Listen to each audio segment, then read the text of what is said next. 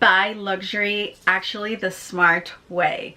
I will give you a tool that will help you actually reduce risk and make a smarter purchase. Now, what is this tool? It is a personal checklist that I have that I always utilize before buying any bag, whether it is online or in the store. I have used this checklist many times, but I like to call it a debate. So it is a checklist of questions, but it is an actual debate. It is like a deep analysis of the product that I want to buy, but I definitely do enjoy the process and I love debating, you guys. It's fun. It's actually really fun for me. Maybe for other people it's a little too much thought, but I am a deep thinker and I enjoy the process. And the reason why I do this is because I don't like wasting money and not lighting it in fire, and I don't want you to waste your money either. Now, having this tool has helped me really narrow down what is actually useful for my style. I really gravitate towards certain things. Maybe I see something really cute, really shiny, I'm like, oh my god, what is that? Like, I want it.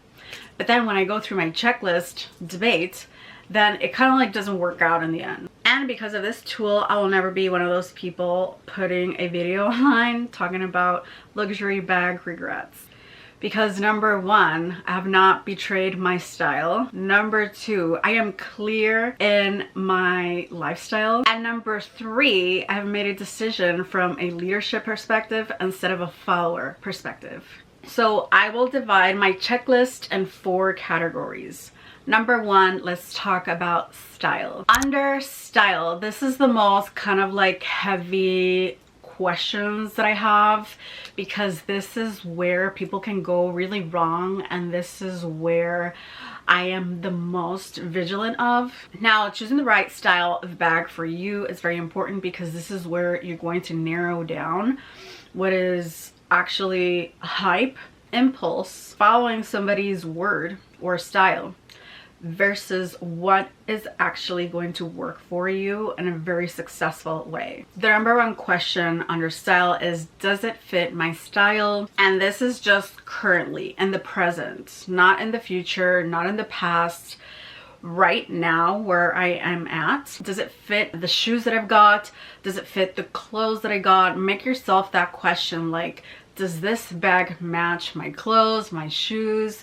Is it going to go well with what I've got going on currently? Does it match my skin color? Does it match my hair? Is it going to make me look more attractive? Or is it going to dim my attractiveness a little bit? Make yourself those questions. Those questions are very important. And sometimes just with this question, I'm able to eliminate a funky bag. Now, there's so many brands coming out. There's just so many. Every time I go to Instagram, I discover a new brand, and there's just so many different categories of brands, and a lot of them are in between kind of like $100 and $1,000.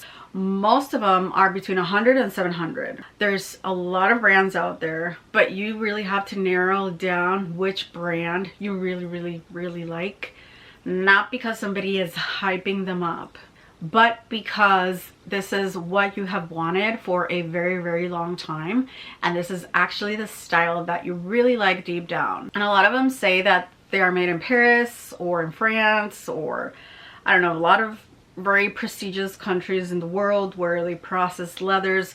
But at the end of the day, a lot of those bags are like funky looking, and I'm not going to sacrifice what I really want in my style for just something new, something because the hype now is quite luxury, and now the hype is just spending less than $1,000, or maybe even less than $600, just because it's hype and just 1 or 2 people said so on the internet. So be careful with that. The other part is, let's say there's a huge hype going on with Chanel double flaps. Let's just put this example.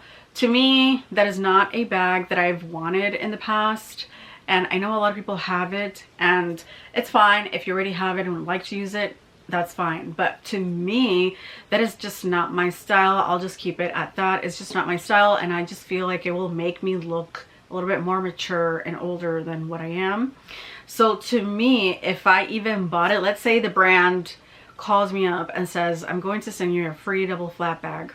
to me it will be like a funky situation because it is just not my style, and then if I even wear it I feel like I would look bad. I just don't think I would look stylish to my standard. Just like a lot of people hype Hermes and a lot of people want to just have the Kelly and have the Birkin. A lot of people hype those up a lot, and I understand and I respect the people that buy the bags, that can buy the bag, and also that, you know, love the brand, and that's totally okay, but it's just I'm not there.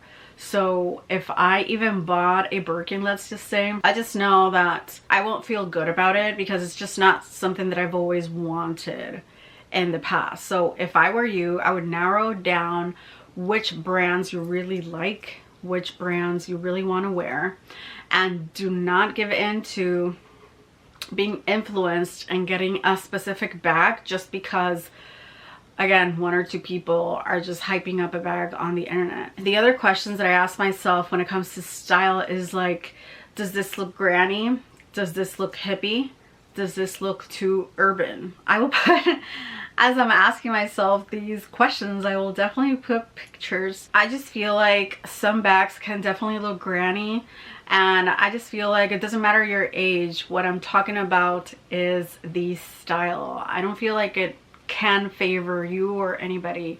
You can be 80 years old and look like Lisa Vanderpump. You know what I mean? Like absolutely just being the best version of yourself and of your style. And then the hippie, there's a lot of brands that are around kind of like the hippie vibe, and I respect that too, but it's just not my exact style that I really like. I like pieces here and there, but it's just, I never want to buy those bags. And then the too urban look. I don't like too urban looks, and I feel like what makes a bag really, really urban to me is the chain. A lot of bags have like this absolutely thick chain that makes the bag look just ugly, you guys, and just not classy. So I'm going for the classy look. I know that a lot of people have different styles, but I like more classy, sophisticated, cool looking bags, and that's what I'm going for. And pretty much I'm going to show a couple of bags here. So I saw this one from Bottega. I mean, this is a bag that I would never wear, even if it's free. Yeah, I can never. And I know a lot of people like Bottega, but I just, yeah, absolutely not. And also I do like the Lulu bag, I really do, but the chains, you guys, it's just like some of these chains look like dog chains, right? Like chains that you would put in a collar of a dog, and I just don't like those. But then there's so many bags that are like this. Even, I'm sorry to say, Louis Vuitton. Even though I like Louis Vuitton, but there's certain bags. There's this one bag that a lot of people like right now. I forgot the name, but again, it's the chain, and I just don't like that urban look at all. So I am really mindful. This is something that I definitely look when I'm buying a bag. The chain, the hardware. Does it look too urban? Does it look like a dog chain? If it does, I'm not buying it. And I do have one story regarding style. So one brand did approach me, and they did wanted to send me a bag free of cost to me, so I can review it here on my channel. Now, this is not recent. I feel like this was a year ago. Even YouTube, even though it's kind of like a hobby, I do act with professionalism here. And so I did look at the email. I did look at their website because I've never heard of them before. And the quality looked great. Great quality, great leather. But they wanted to choose the bag for me. And in general, I just didn't like most of their bags, and I just politely said no. They did not like that, but that's okay. That's totally okay with me. Their emotions is not my problem. So what's important is that I did respond professionally. I said thank you very much for reaching out, but unfortunately I'll have to pass on this offer at this point. And it was a funky style, kind of bags, kind of designs. I mean, I really have to be careful with, a lot of people want to concentrate like on art, but at the end of the day, you're not gonna have customers if something doesn't look good and people don't want to wear it. So that is something also to keep in mind. A lot of people want to be so artsy. So these are all the questions that I make myself in terms of styling. What is better for me? So let's go to category number 2, which is all about time. So this is all about how many times am I going to wear it and when am I going to wear it. So these are 2 great questions that really help you narrow down, okay, am I going to even wear it this year? Can I come up with at least 5 occasions of when I'm going to wear this? Like, can I wear it at least 10 times a year or maybe more? I would recommend to choose bags that you can wear multiple occasions to bring the cost per wear really low. Category number 3 would be places, like where, and also lifestyle, like where am I going to wear it to? Which places? Does it fit my lifestyle, like what I have going on right now? Like, I'm not going to a lot of events, but I go to weddings, I go to fairs, I go to I don't know, like restaurants that are on the lake. Like, is that going to fit my lifestyle, this purchase, this bag? So make yourself that question as well. Just like if you live in a place where crime is very high, and you're kind of like concerned about security, then of course you can choose a style of bag that is not really that loud or doesn't have a lot of logos.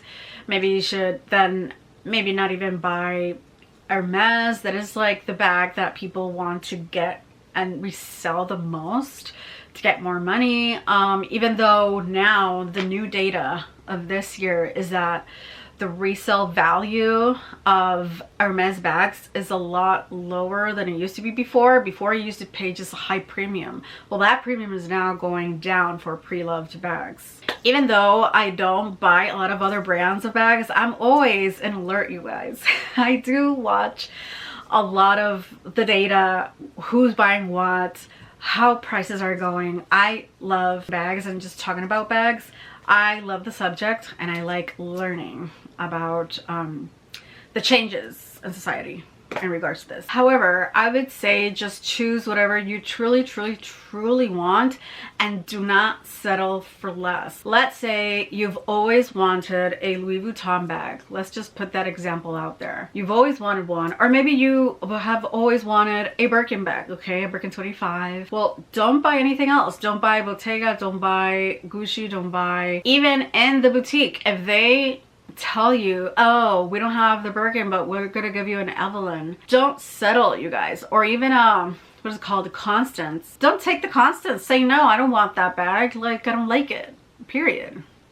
Just I would be honest if I were you. I know that they play their game, but also their game, they're kind of like noticing, I don't know, this is what I see on the data, that what they are realizing, Hermes, is that the game is kind of like losing customers and then people don't want to buy. So do not settle. I wouldn't. Honestly, if it was me and Hermes, if they offered me an Evelyn, I will walk out and never go back. I swear to God.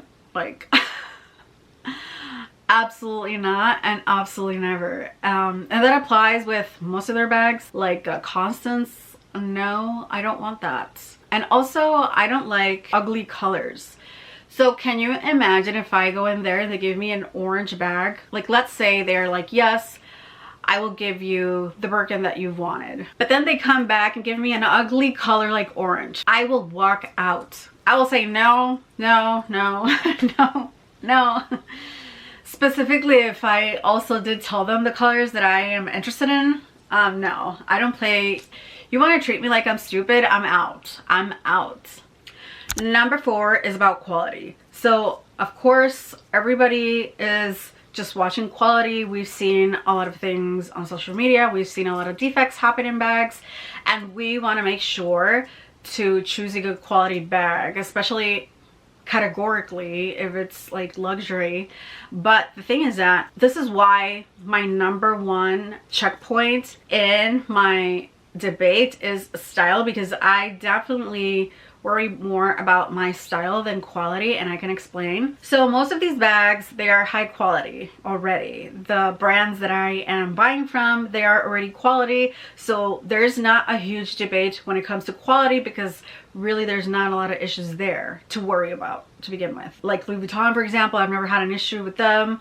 Like Gucci, for example, I've never had an issue there either. Also, I haven't had an issue with Dior bags, and I haven't had an issue with Coach bags or Demilier. But the thing is that in the internet, we have definitely seen videos talking about their different defects, and you can see that both in well-known luxury brands like Chanel, for example, and Goyard. There has been a little bit of that in the totes. I kind of believe some of it, and I kind of don't, because not every customer is as careful as I am with my bags, and I'm just naturally like that. Not that I'm trying to baby my bags, but I do treat them well, and I just don't drag these bags on the floor.